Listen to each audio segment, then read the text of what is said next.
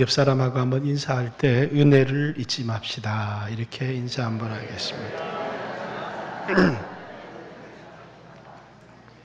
하나님의 은혜를 잊지 말아야 되고, 또 어버이의 은혜를 잊지 말아야 되고, 또 그 은혜뿐만 아니라 스승의 은혜도 잊어서는 안 되고, 또 살아가면서 내가 여러 사람에게 은혜에 빚진 것을, 사랑에 빚진 것을 잊어서는 안 된다.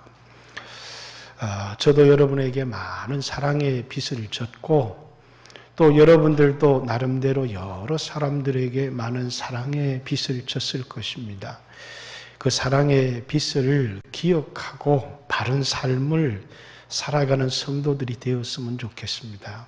사람은 은혜를 잊어버리는 순간에 그만 우리는 우리의 삶이 방탕해지지만, 나에게 베풀어 주었던 하나님의 은혜를 기억하고, 부모님의 은혜를 기억하고, 스승의 가르침을 기억하고, 나에게 사랑을 베풀어 줬던 사람들을 기억하면서 책임 있는 삶을 살아갔으면 좋겠다. 그것이 5월이 우리에게 주는 의미가 아닌가, 이런 생각을 해봅니다.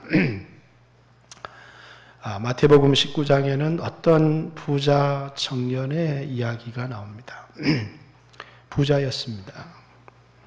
또 종교적으로, 윤리적으로, 도덕적으로 어려서부터 나는 율법을 다 지켰습니다 한 만큼 아주 윤리적으로도 종교적으로도 아주 훌륭한 청년이었습니다. 뿐만 아니라 높은 지위를 가진 관원이었습니다. 예수님 앞에 왜 나왔느냐 하면, 내 몸이 병들어서 몸을 고쳐주십시오, 또는 자신의 어떤 가난의 문제를 가지고 예수님 앞에 나온 게 아닙니다. 이 청년은 영생에 대한 관심을 가지고 예수님 앞에 나왔습니다. 예수님, 어떻게 해야 영원한 생명을 얻을 수 있겠습니까? 이렇게 물어보는 것이죠. 이런 사람을 구도자다, 이렇게 얘기를 합니다. 예수님께서 이 청년에게 내 소유를 팔아서 가난한 사람들에게 다 나누어지고 너는 나를 쫓으라, 이렇게 말하니까 이 청년이 영생도 중요하지만 자신의 소유가 많음으로 근심하며 돌아갔다, 이렇게 얘기를 합니다. 우리 주변에도 먹고 사는 일에 문제가 없는 사람들이 있습니다. 근데 이 사람들이 그냥 세상에서 허랑방탕하게 사는 게 아니라 예수를 믿어서 평안하게 살아가는데, 많은 사람들은 이 세상을 먹고 사는 문제에 매여서 평생을 어떻게 남들보다 좋은 집에서 살아볼까, 남들보다 좋은 차를 타볼까, 남들보다 좀 좋은 옷을 입어볼까, 기름진 음식을 먹어볼까, 그렇게 한평생을 허비해버리고 살아가는 사람들이 많이 있지만은, 그러나 좋은 옷도 좋은 차도 좋은 집도 살고 있지만 그것이 내 영혼의 갈급함을 채워주지를 못하는 것입니다. 그래서 내가 이렇게 내 육체를 위해서 사는 삶이 정말 값진 삶일까? 내가 남들보다 좀 좋은 집에서 살고 좋은 차를 타고 기름진 음식을 먹고 경제적인 여유를 누리고 산다고 내가 잘 사는 것이고 내 삶이 정말 가치 있고 값진 삶일까? 고민하다가 아니다. 이 모든 것을 다 버려서라도 주님의 말씀에 순종하고 사명을 감당하고 부르심을 따라 사는 삶을 살고 싶다, 이런 사람들이 있습니다. 그래서 지금까지 세상에서 내가 모았던 재산, 얻었던 지위, 가졌던 명예, 이런 것들을 전부 다 배설물처럼 다 내어버리고 복음 들고 저 아프리카도 가고 이 이 아프가니스탄 같은 그런 오지에 가서 몸은 고생을 하지만 복음을 전하며 살아가는 이런 사람들이 많이 있습니다. 왜냐하면 육체를 위한 삶이 전부가 아니다. 이렇게 생각을 하기 때문에 자신들의 삶이 가치 있고 값진 삶은 남들보다 좋은 차를, 기름진 음식을, 따뜻한 옷을 입는 것이 값진 삶이 아니라 자신의 영혼을 위하여 살아가는 삶이 값진 삶이다. 이렇게 생각하는 사람들이죠. 물론 이 부자 청년처럼 이게 먹고 사는 게 다가 아니다. 영원한 생명이 중요하다. 이렇게 생각을 하지만 현실에 매여서 결단하지 못하고 그냥 먹고 사는 문제에 평생에 매여서 살아가는 사람들도 많이 있습니다. 여러분, 이렇게 육신의 문제가 전부가 아니고 영혼의 문제가 있다. 이런 사람을 성경에서는 구도자 이렇게 얘기를 합니다. 옛날에는 이런 구도자들이 어디를 찾아갔느냐? 예루살렘을 찾아갔습니다. 왜냐하면 예루살렘은 구도자들에게 진리를 가르쳐주는 말씀을 들을 수 있었기 때문에 많은 구도자들이 예루살렘을 찾아가서 거기서 하나님의 말씀을 들었습니다. 솔로몬이라고 하는 왕은 이런 구도자들에게 하나님의 말씀을 전하기로 유명했는데 전도서의 말씀이 이런 구도자들에게 전했던 하나님의 말씀이다라는 것입니다. 헛되고 헛되니 모든 것이 헛됩니다. 이렇게 이야기를 하면서 세상에 재물을 많이 모으는 일도 헛됩니다. 세상에서 지식을 많이 가지는 것 역시도 헛됩니다. 세상에서 많은 아내를 두고 쾌락을 누리는 삶 역시도 헛된 것이고 아무런 가치가 없는 것입니다. 이 세상의 값진 삶은 창조주 하나님을 기억하는 것입니다. 그래서 이제 늙어서 세상에 아무런 소망이 없다 하는 그날이 오기 전에 청년의 때에 창조주 하나님을 기억하고 그 하나님 앞에서 값진 삶을 살아가십시오. 이렇게. 그래서 해 아래는 새 것이 없고 해 아래에서의 삶, 육신을 위하여 먹고 마시고 하는 이 모든 삶은 헛된 삶에 불과합니다. 이렇게 솔로몬은 그들에게 말씀을 전했고 그래서 저 먼 남방에서 시바의 여왕도 이 값진 말씀을 듣기 위해서 수없는 황금을 싸들고 왔습니다. 이 여인에게, 이 왕에게 건강의 문제가 있었던 것도 아니고 돈의 문제가 있었던 것도 아니고 권력의 문제가 있었던 것도 아닌데 아무리 세상에 많은 것을 가져도 채울 수 없는 갈급함이 있어요. 그게 인간의 근본적인 문제예요. 죽음에 관한 문제예요. 그리고 죽음 이후에 있을 영원한 심판에 관한 문제다라는 것입니다. 오늘 성경은 여러분들이 잘 아는 말씀 한 구절을 9장 27절 이 말씀을 같이 한번 읽어보겠습니다. 시작. 한 번 죽는 것은 사람에게 정해진 것이요 그 후에는 심판이 있으리니. 이렇게 모든 사람이 한 번은 죽지만 그것으로 끝나는 것이 아니라 그 이후에 심판이 있습니다. 이렇게 얘기를 합니다. 세상의 사람들은 뭐라고? 육체가 전부입니다. 죽으면 끝입니다. 모든 사람은 죽습니다. 여기까지는 예수를 믿는 사람이건 예수를 믿지 않는 사람이건 동의하지 않을 사람이 아무도 없습니다. 모든 사람이 죽는다.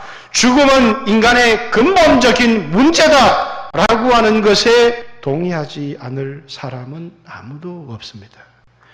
그런데 세상 사람들은 육체가 죽으면 아무것도 없고 끝납니다. 이렇게 생각하는 사람도 있고, 불교 신자처럼 개로도 태어나고 고양이로도 태어나고 이렇게 생각하는 사람도 있지만, 성경은 사람이 육체가 끝나고 나면 영혼의 때가 있습니다.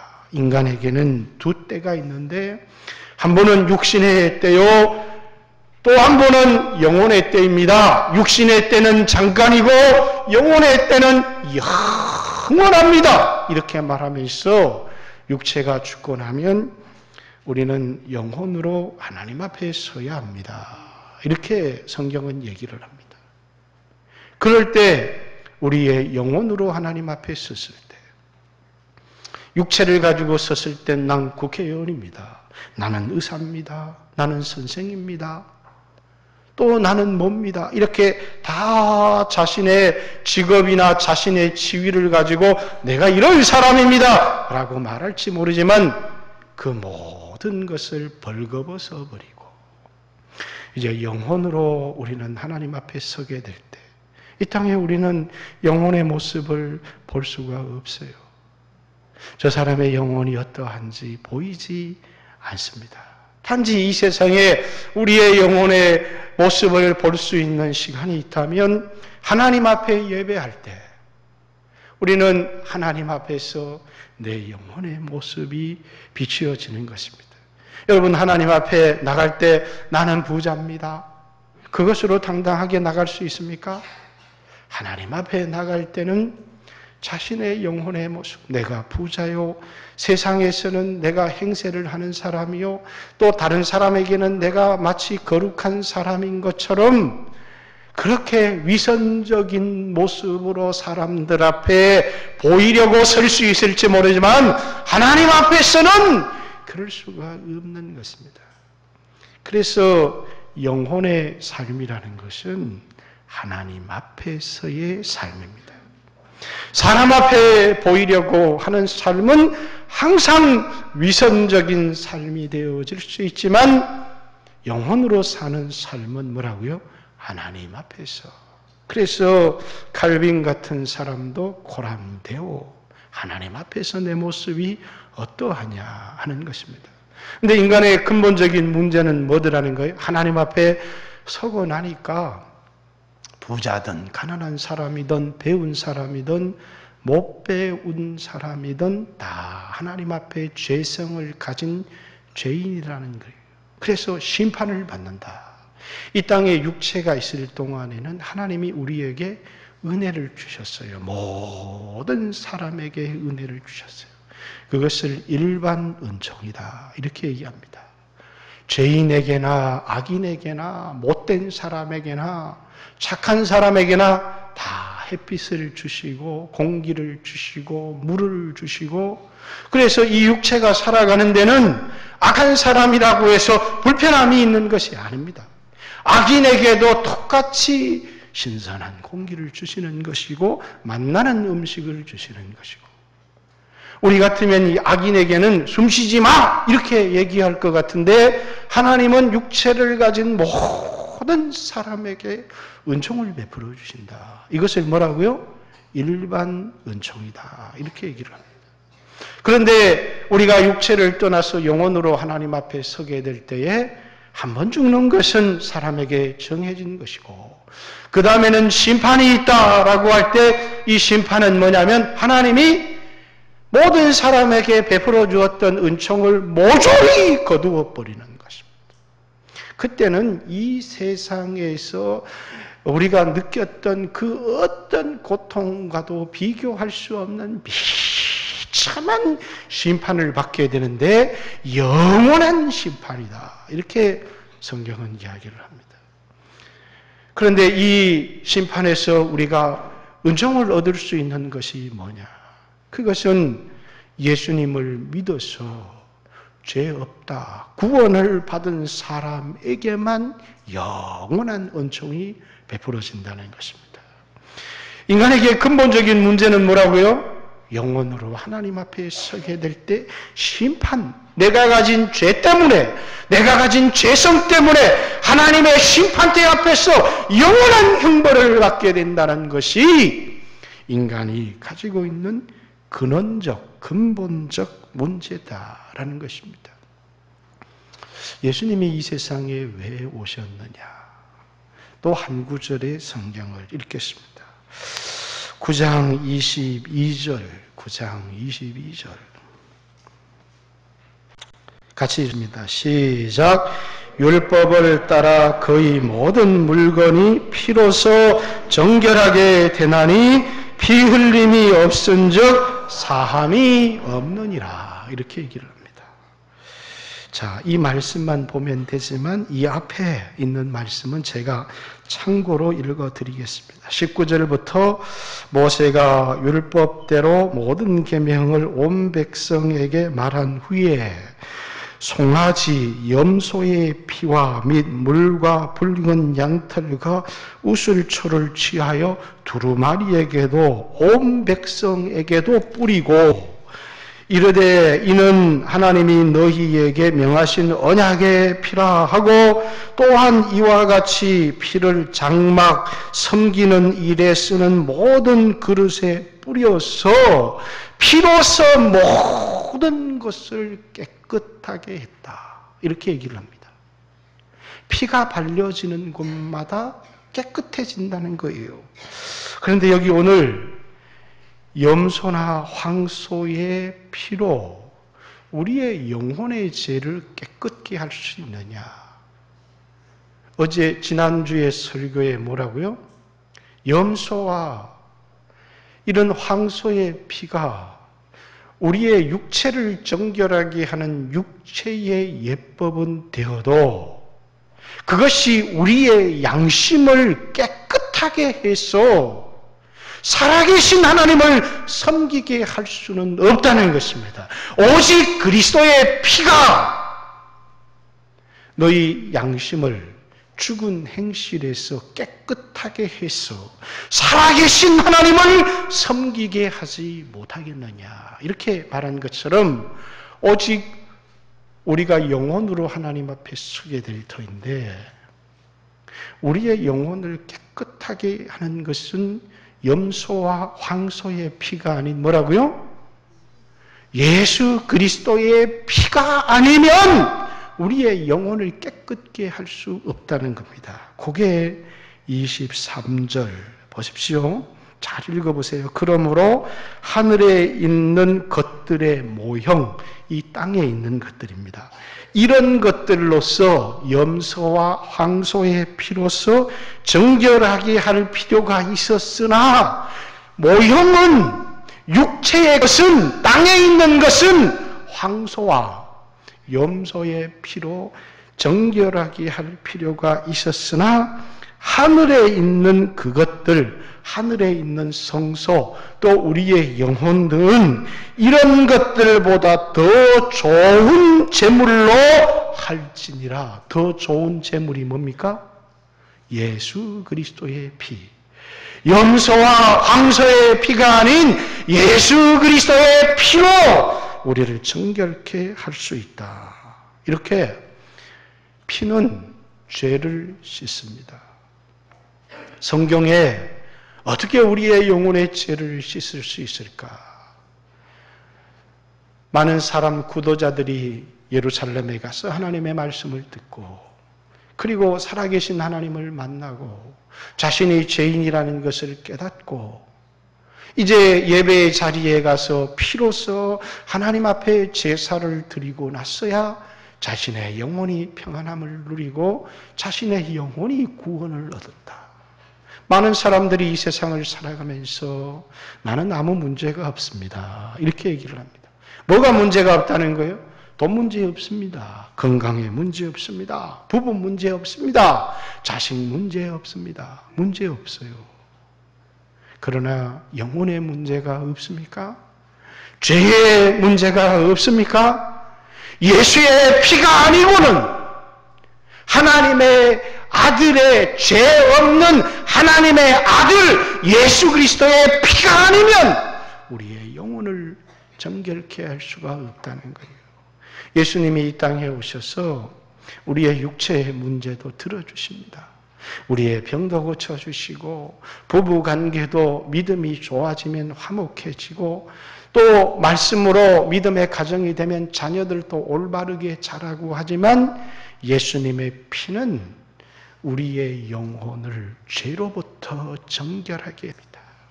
피가, 예수의 피가, 예수의 보혈이 우리의 영혼을 하나님 앞에 깨끗하게 한다. 이것이 오늘 본문이 얘기하려고 하는 첫 번째입니다. 뭐라고요? 예수의 피가 우리의 영혼을 죄에서부터 깨끗하게 한다. 세상의 그 어떤 것도 우리의 영혼의 죄를 씻을 수 없지만 샘물과 같은 보혈은 임마누엘 피로다.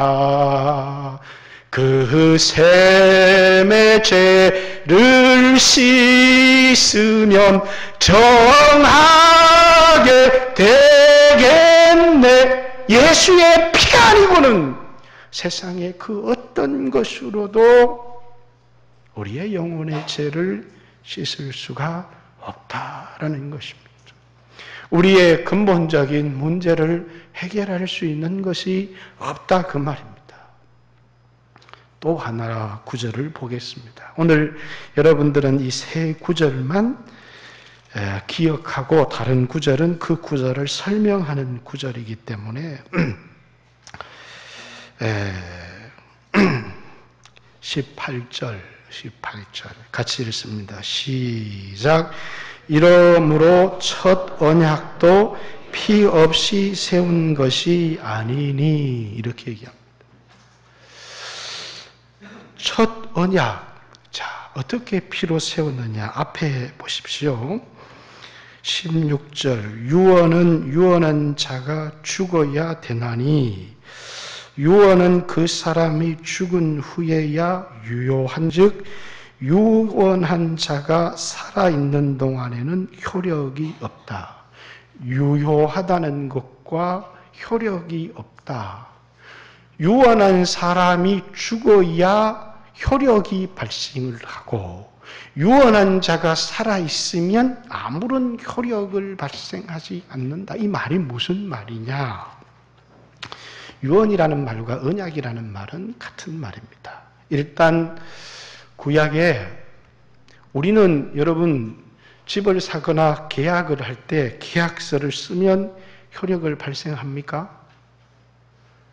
계약서를 쓴다고 효력을 발생하는 게 아니에요. 어떻게 해야 효력이 발생이 돼요? 사인을 하고 도장을 딱 찍는 그 순간부터 그 계약서는 법적인 효력을 발휘하는 것입니다.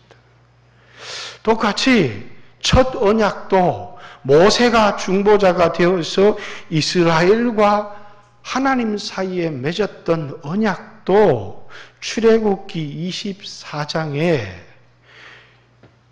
젊은 청년들에게 피를 가지고 짐승의 피를 가지고 오라고 해서 반은 양풍 위에 더 달아서 그것을 사람들에게 뿌리고 또 그것을 이 언약서에 뿌려서 뭐가 발생이 되는 그 언약이 그때부터 효력을 발생하게 됩니다. 피는 언약의 효력을 발생하게 하는 최후의 확증이라는 거예요. 요즘 우리는 뭡니까? 도장이지만 옛날에는 아브라함이 하나님과 언약을 맺을 때 가라트 베레트라고 히브리어로 베레트라는 말은 언약인데 갈라놓다 이런 말도 있습니다. 그래서 가라트라는 말은 자르다라는 말이고 베레트라는 말은 언약이다 이 말입니다. 아브라함이 하나님과 언약을 맺는데 짐승을 다 갈라놓은 겁니다. 반토막씩 다 갈라놓은 거예요. 이게 구약의 언약식입니다. 왜 짐승을 갈라놓느냐면 이제 우리 두 사이에 이 언약을 어기면 이 짐승들처럼 갈라지겠다. 이렇게 해서 국가와 국가 사이에 언약을 맺을 때 왕이 언약서를 쓰고 그 언약을 낭독하고 뭡니까? 잘라놓은 짐승 사이로 지나가는 게 그것이 언약이었어요. 그래서 가라트 베레트라는 말은 짐승을 잘라놓다 이런 말인데 그것은 언약을 맺는다라고 하는 그런 말입니다. 그렇듯이 모세 시대에는 언약을 맺을 때 뭡니까? 피를 가지고 언약을 맺는 것입니다. 이 언약을 만약에 어기게 되면 뭐로 갚아야 된다는 거예요?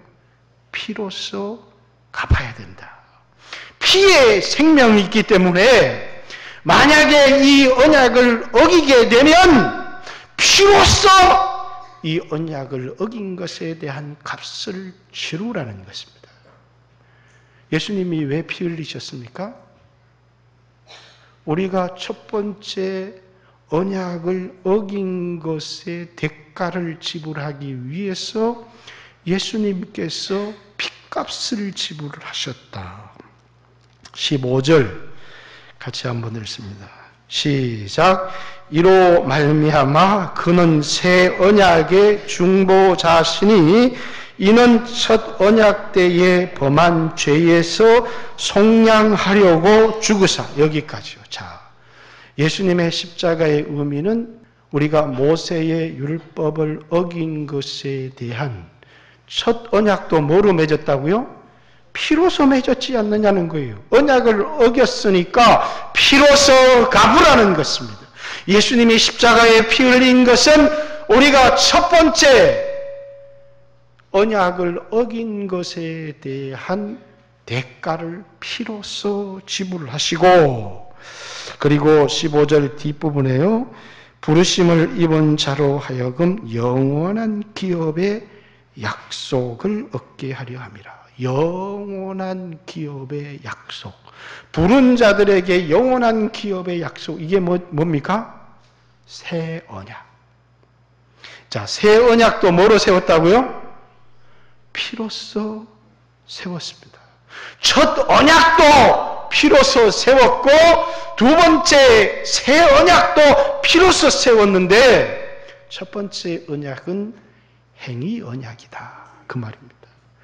우리가 어겼기 때문에 피로써 이 언약을 어긴 것에 대한 대가를 지불해야 되는데 예수님이 피 흘려 자신의 생명으로서 여러분과 제가 첫 언약을 깨뜨린 것에 대한 피값을 지불하시고 또 두 번째 언약은 행위 언약이 아니고 은혜 언약이다. 이렇게 얘기를 합니다.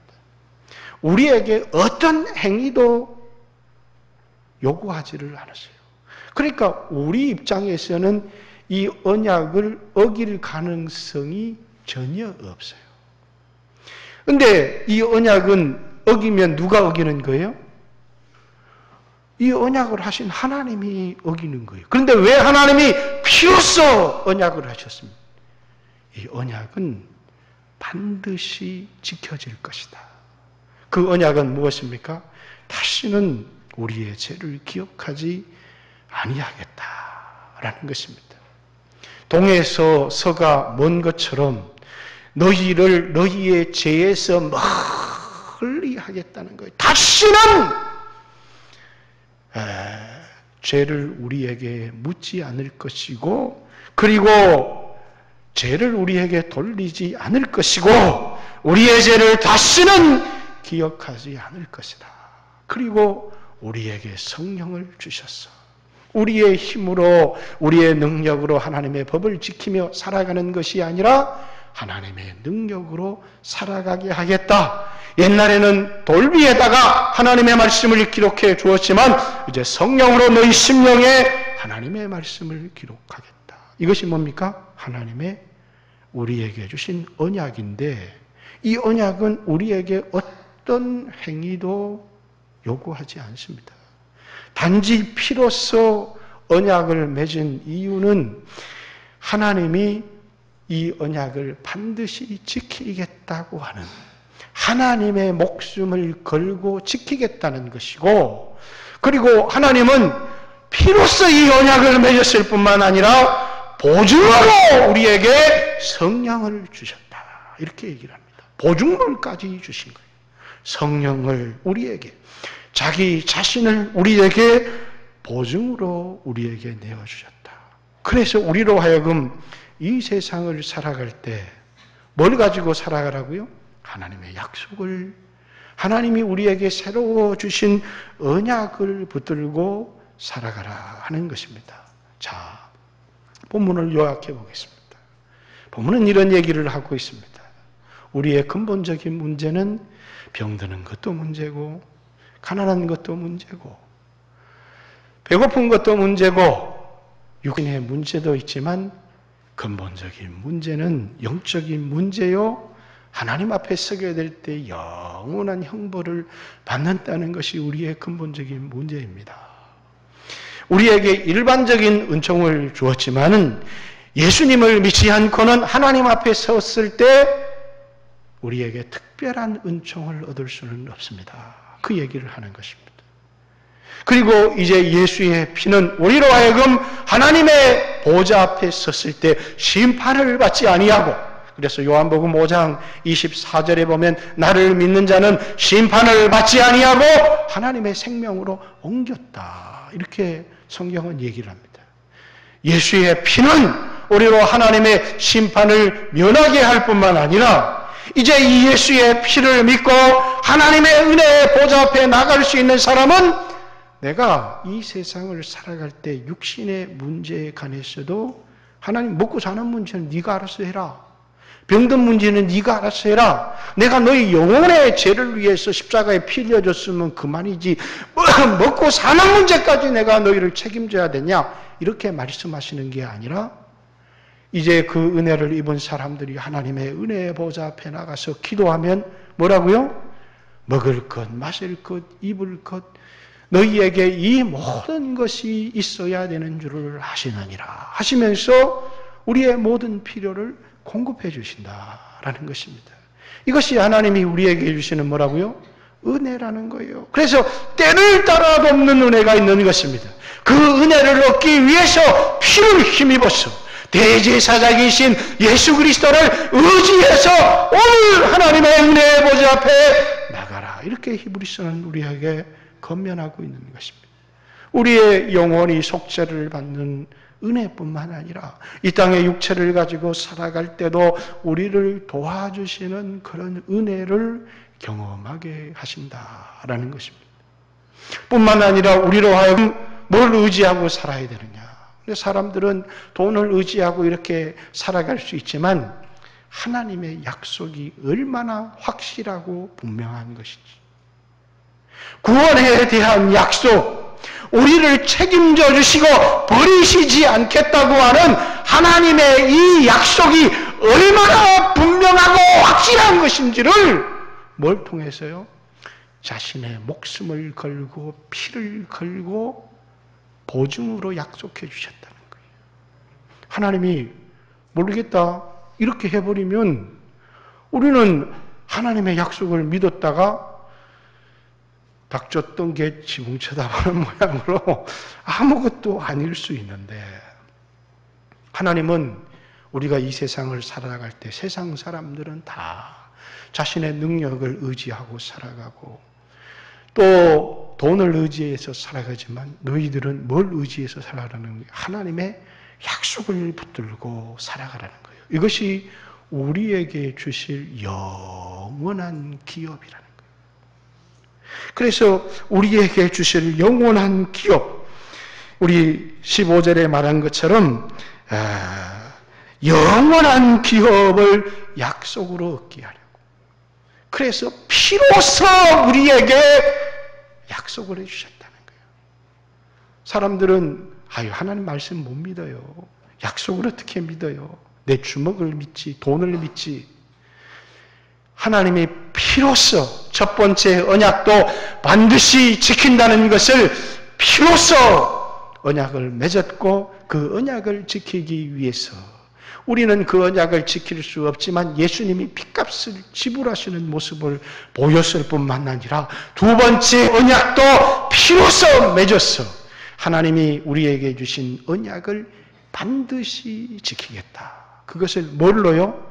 피로써 보증하셨다는 겁니다. 그래서 우리로 하여금 뭘 의지하면서 살아가라는 거예요? 하나님의 말씀을 의지하고 하나님의 약속을 의지하면서 살아가야 된다는 거예요. 세상 사람들은 그저 내가 육체가 살기 위해서 돈이 필요합니다 해서 돈을 의지하고 은사를 의지하지만 우리는 이 세상을 살아가지만 하나님이 우리의 필요를 공급해 주실 것을 믿고 믿음으로 살아가며 하나님 말씀을 붙들고 살아가라는 거예요.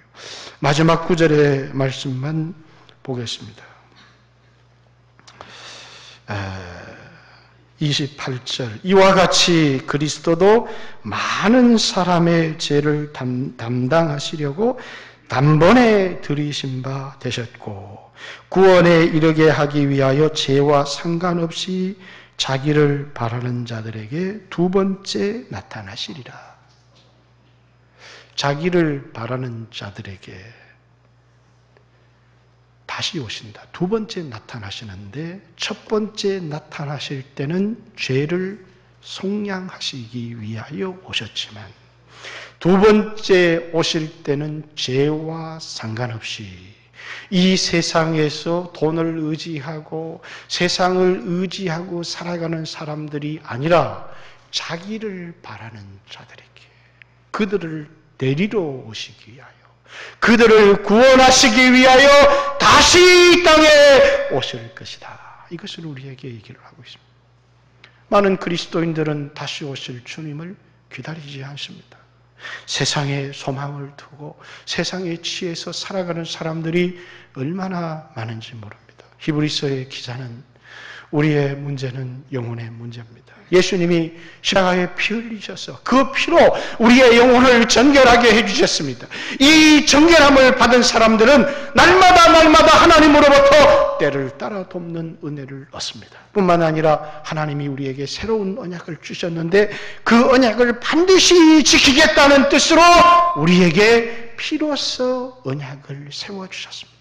그것은 우리들로 하여금 이 세상에 소망을 두고 살아가는 것이 아니라 다시 오실 주님을 바라보며 그의 나라와 그의 의를 구하며 믿음으로 살아갈 수 있도록 이렇게 우리에게 피를 주셨는데 그 피가 우리의 영혼을 깨끗하게 하는 피요. 그 피가 하나님의 약속을 보증하는 하나님의 약속이 효력을 발휘하게 하는 그런 피입니다. 이렇게 그래서 그 피는 죄를 정결케 하는 피요. 그 피는 언약의 피입니다. 이렇게 우리에게 말하고 있습니다. 사랑하는 성도 여러분, 오늘 여러분들이 이 세상을 살아가면서 이 땅의 많은 그리스도인들처럼 먹고 사는 문제에 매여서 평생 묻는 문제, 육신의 문제에 허덕이다가 일생을 보내시겠습니까? 육체가 전부라고 생각하는 사람은 육신에 매일 수밖에 없지만 하나님은 우리가 육체를 위해서 살지 않도록 그래서 사도 바울은 한때는 육체를 위해서 살았습니다. 나도 내 육체를 자랑할 만하니 내가 8일 만에 할례를 받았고 내가 이스라엘 사람이요 내가 베냐민 지파요 히브리인 중에 히브리인이요 내가 세상적인 신분으로는 로마의 시민권을 가졌고 내가 학문적으로는 가말리아의 문화의 교육을 받았습니다. 종교적인 열심으로는 내 형제들보다 갑절에 열심히 있었습니다. 그러나 나는 이 모든 것들을 인분 것처럼 배설물처럼 여깁니다. 이제는 이런 것이 나에게는 아무런 가치가 없습니다. 내게 값진 것은 그리스도 예수를 아는 지식이고 그리고 오직 푯대를 향해서 예수님이 내게 주신 사명 그리고 십자가를 지고 달려갈 뿐입니다. 이렇게 바울이 우리에게 고백하고 있는 것처럼 여러분들은 세상 사람들이 소중히 여기는 그것을 붙들고 살아가고 있지는 않은지 우리 자신을 돌아보고 하루하루를 믿음으로 믿음은 바라는 것들의 실상이요 보지 못하는 것들의 증거니 선진들이 이로써 증거를 얻었느니라. 믿음이 없이는 기쁘시게 못하나니 하나님께 나아가는 자는 그가 살아계신 것과 그를 찾는 자들에게 상 주시는 이심을 반드시 믿어야 될지니라. 이렇게 말한 것처럼 하루하루를 믿음으로 살아가는 귀한 성도들이 되시기를 주님의 이름으로 축복합니다.